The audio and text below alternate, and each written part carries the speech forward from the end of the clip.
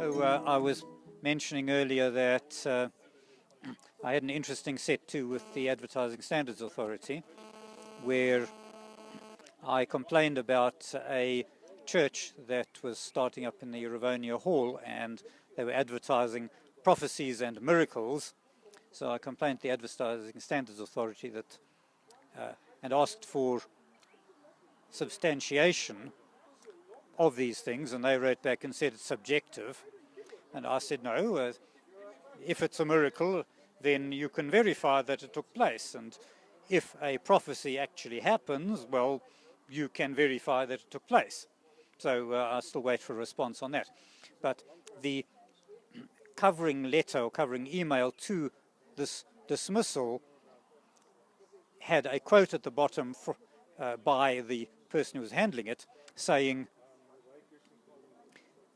"A life without God is like a pencil without lead. There's no point to it."